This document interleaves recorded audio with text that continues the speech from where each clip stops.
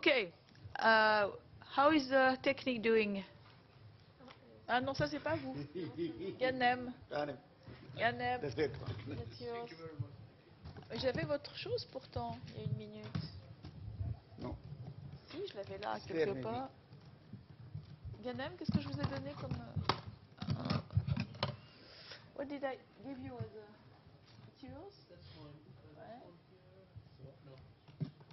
Mrs. Domenac was here somewhere. Ok, bon, on va le retrouver. Mais ah ben voilà. Tout va bien. Alors, on est parti? Mesdames, Messieurs, je vous demande d'être extrêmement attentifs parce qu'on va vous expliquer un système de prévention du discours radical sur les réseaux sociaux. Et il est parti. Ah, il est parti. Notre intervenante tout à l'heure qui nous a parlé un peu de la Palestine et qui voulait savoir comment on luttait contre la radicalisation sur les réseaux sociaux nous a abandonnés en race campagne.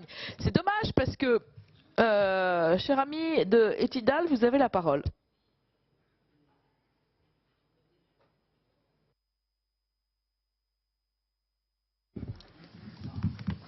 I would like to thank the French government for having us. Je voudrais remercier le gouvernement français de nous avoir invités aujourd'hui. C'est un plaisir pour nous de présenter, de faire ce que nous avons fait à Etidal. C'est le centre global pour lutter contre l'idéologie extrémiste. Nous travaillons sur le développement de modèles. Nous luttons contre l'idéologie extrémiste à la source avant que cela ne devienne le terrorisme. Alors, quelques chiffres. On a donné beaucoup de chiffres. On a étudier des chiffres depuis 40 ou 50 ans.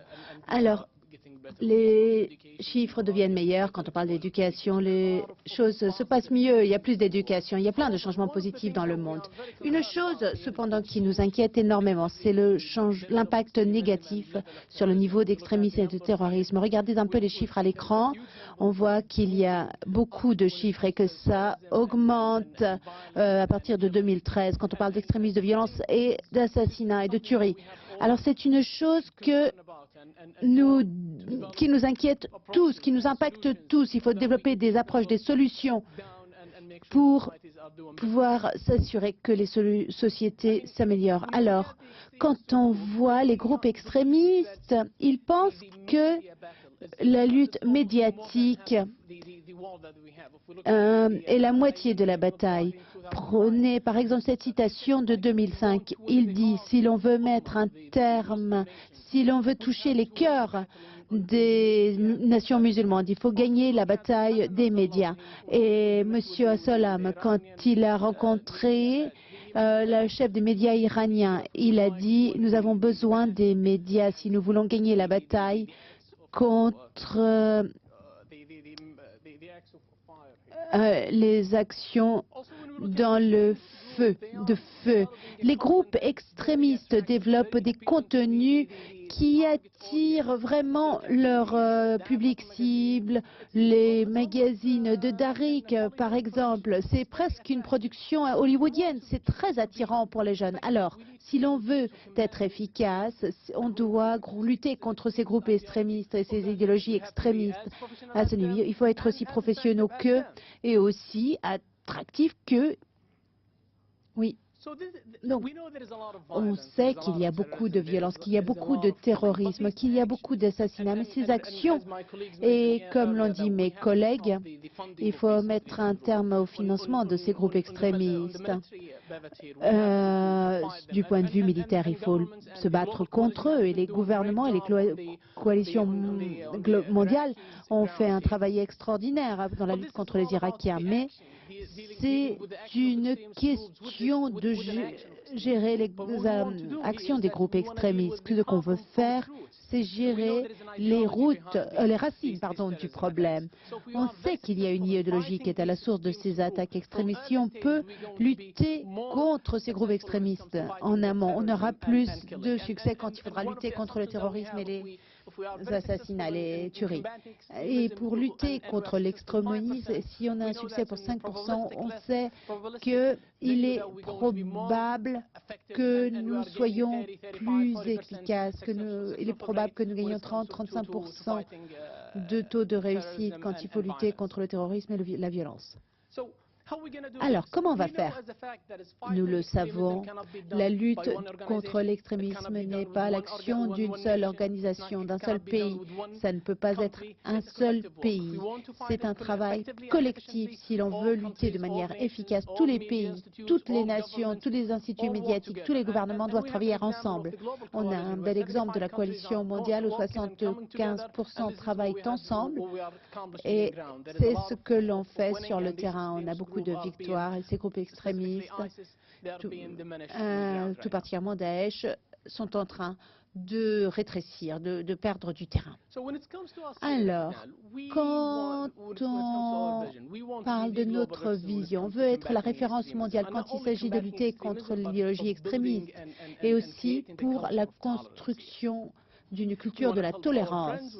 On a des alliés dans des gouvernements. On veut que nos alliés créent ces choses. Quand on a une référence, on veut qu'ils sachent, qu'ils prennent les contenus des médias sociaux. Comment on va le faire?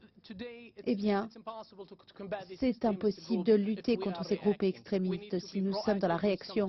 Il faut être proactif dans notre lutte contre ces groupes extrémistes. Il faut vraiment être en avance quand on construit les mécanismes de lutte.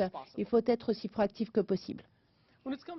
Quand on parle de nous, on a beaucoup de valeurs dont nous sommes fiers. Une chose dont nous sommes très fiers à Etidal, c'est notre diversité. Nous pensons que si nous avons plus de diversité pour Etidal, en tant qu'organisation, on peut créer une culture de modération quand on parle de la lutte contre l'extrémisme. Alors, quand on recrute, on pense à deux choses. Votre cœur, votre courage également, et la capacité, les ressources pour lutter contre les groupes extrémistes. Peu importe vos origines, la couleur de votre peau, votre théologie, votre genre, tout cela, rien de tout cela nous importe. Une autre chose sur laquelle nous travaillons, c'est l'innovation. Si on pense aux groupes extrémistes, ils sont très forts quand il faut construire des matériaux du point de vue médiatique, c'est-à-dire, et quand on voit la construction de leur théologie, de leur idéologie, ils arrivent à construire quelque chose de très attractif et votre réussite ne vend que pour lutter contre eux. Et c'est une de nos initiatives, un de nos programmes. Dans notre labo d'innovation Etidal, nous avons non seulement une technologie des consommateurs, mais nous en construisons. Et mes collègues, des spécialistes informatiques, vont parler des logiciels que nous sommes en train de construire. Nous pensons également que la collaboration est importante. Il faut travailler ensemble. Si on veut lutter contre l'extrémisme, si on veut travailler contre les idéologies extrémistes, il faut travailler ensemble, en équipe, et il faut le faire également en coopération. Et la transparence est également essentielle. Nous avons 4 objectifs stratégiques. Nous voulons connaître, il faut connaître, il faut comprendre. La compréhension, c'est ce dont personne ne veut parler, mais c'est essentiel. Et ensuite, nous construisons la sensibilité. Nous allons voir pour voir ce qui ne sont pas les victimes d'extrémisme, construire un véritable tampon de lutte contre l'extrémisme. On veut que ce soit clair pour eux que l'extrémisme n'est pas bon pour eux, c'est pas bon pour leur famille, c'est pas bon pour leur quartier, c'est pas bon pour l'humanité dans son ensemble. Ensuite, on combat. On est contre ces groupes extrémistes. On enlève leur contenu et on fait que leurs messages sont démodés et ne sont plus attractifs. Commentaire hors micro. Et ensuite, nous travaillons ensemble, la coopération. Tout est autour du travail d'équipe. On n'est pas une organisation, on est une organisation non gouvernementale, on travaille avec les médias, on travaille avec les gouvernements, les entreprises technologiques et de sécurité. Alors, chez Tidal, nous avons 3 piliers. Une étiologie qui nous permet de comprendre l'extrémisme. On essaie de le déconstruire et le reconstruire dans le bon sens. On construit des technologies, on utilise des technologies en faveur de la lutte contre l'extrémisme. Et troisièmement, nous parlons de médias. Nous développons des médias pour les sociétés et en même temps pour lutter contre l'extrémisme, contre les groupes extrémistes. Alors, juste pour vous parler un peu des opérations que nous avons. Nous avons un travail de surveillance informatique 24 heures sur 24, 7 jours sur 7. On analyse les informations que nous recevons et nous travaillons sur 2 facteurs. Il y a des analyses grâce à l'intelligence artificielle et ensuite des analyses humaines et après nous évaluons toutes les informations. Voici nos opérations. Ça, c'est les KPI que nous sommes en train de construire et voici également comment nous nous jugeons en fin de compte. C'est comme ça qu'on sait si on a bien travaillé ou pas.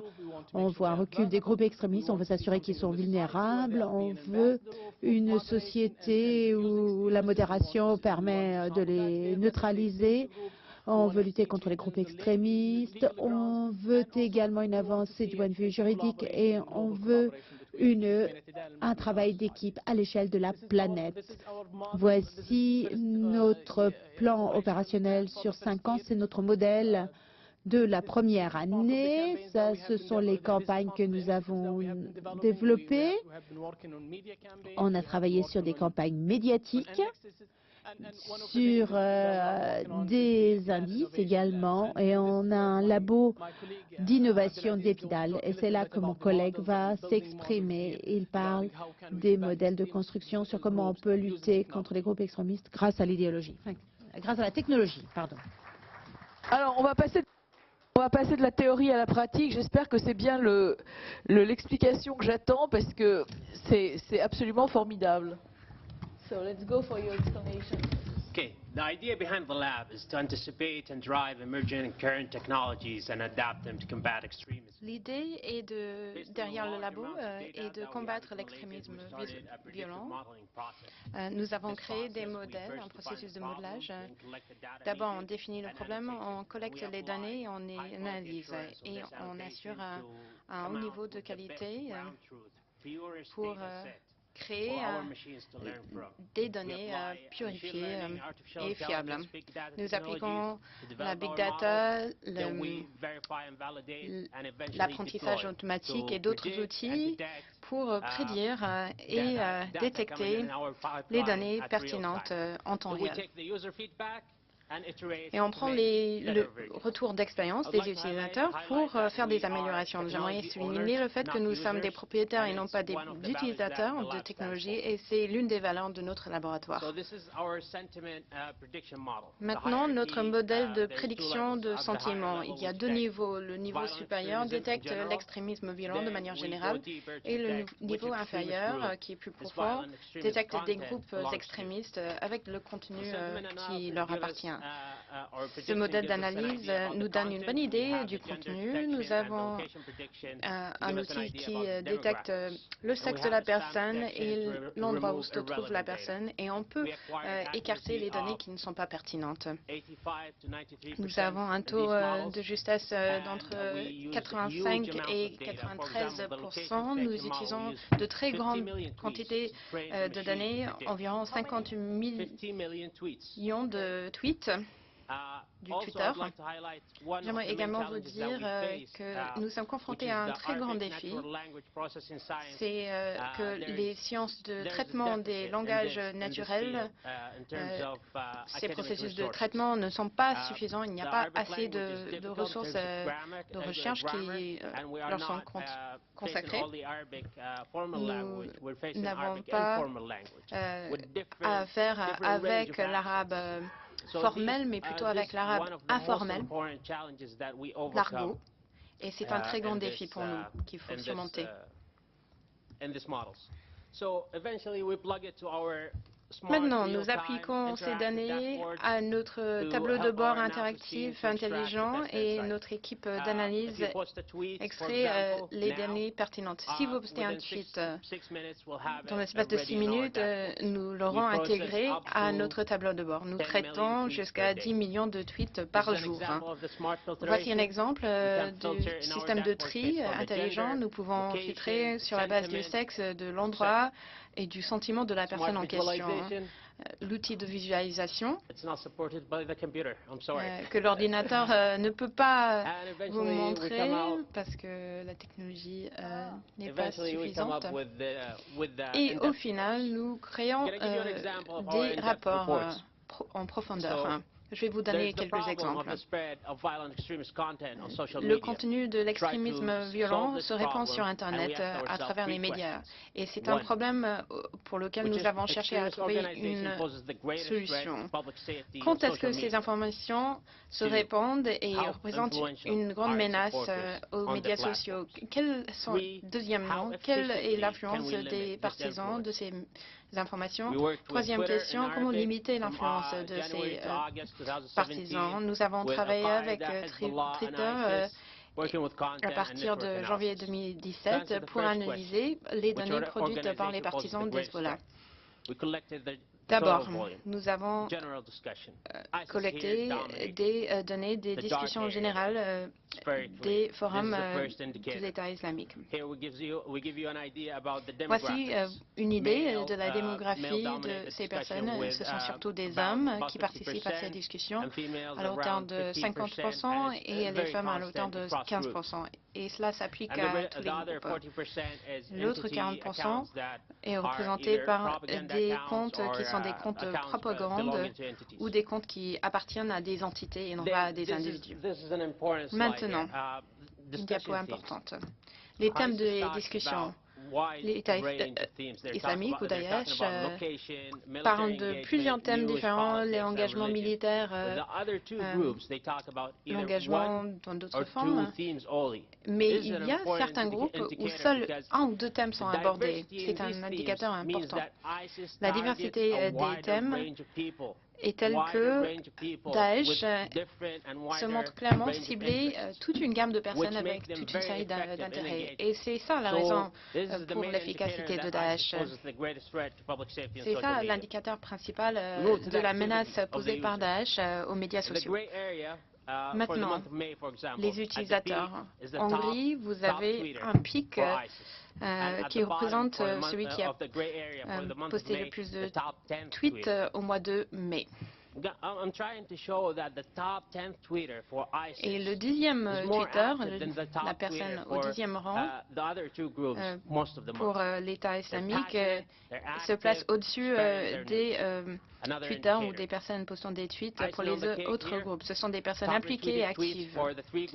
Maintenant, les trois premiers tweets pour les trois groupes, pour Al-Qaïda et Hezbollah, c'était des tweets contradictoires. Et nous avons montré scientifiquement que l'État islamique représente la menace principale aux médias sociaux. Quelle est l'influence de ce groupe sur cette plateforme? D'abord, il a fallu identifier les comptes positifs à l'aide de notre modèle de prédiction. Nous avons créé ce filtre de ratio qui nous permet d'identifier les comptes positifs, comme on les appelle. On a collecté les données de ces comptes, les abonnés et les personnes qui suivent. Les points rouges sont des comptes positifs et les relations représentent les abonnés et les personnes qui suivent. Nous avons détecté la force, évalué la force des relations et nous avons trouvé que Daesh a des relations très fortes à d'autres comptes, mais ne représente que 0,1% du réseau entier, ce qui veut dire que Daesh a un accès à 99,99% du réseau. Si Daesh utilise les outils des réseaux sociaux de manière efficace, ça leur fournit un accès à 99,99% du réseau. Cela nous amène à notre deuxième question. Comment limiter cette influence? Nous avons identifié une tactique utile. Cette tactique nous amène à identifier les comptes disposant de trois fonctionnalités, trois aspects. Un nombre d'abonnés très élevé, beaucoup de comptes suivis et plus de comptes suivis que le reste de la communauté positive. Ce sont les comptes avec beaucoup d'abonnés qui suivent les autres points rouges plus que les autres et qui sont plus souvent suivis par les comptes positifs que les autres. Et c'est en quelque sorte un pont entre leur compte et le reste du réseau, le reste de la communauté en termes de la distribution de contenu. Ils ciblent de nouveaux publics, ces comptes, ils prennent les données de la communauté positive et propagent ces informations à travers le réseau. Si nous ciblons ces comptes d'abord, nous les identifions d'abord, nous pouvons les diviser et les arrêter. Nous pouvons isoler le reste de la communauté et les détruire. Il ne faut pas fermer des comptes sans que cela soit utile. Les comptes qui servent de pont, lorsqu'ils sont fermés, ils vont avoir du mal à retrouver leurs abonnés. Donc il faut limiter leur impact sur les réseaux sociaux grâce à ces méthodes. Maintenant, concernant la France et l'utilisation des comptes ou des informations positives dans la lutte contre le contenu extrémiste. Il existe environ 67% du contenu positif extrémiste sur les réseaux sociaux qui provient de la France en arrêt. C'est une distinction importante à faire lorsqu'on compare les données de la France avec celles du Royaume-Uni ou des États-Unis. Regardons le Moyen-Orient. Ce sont des pays arabophones et non pas francophones.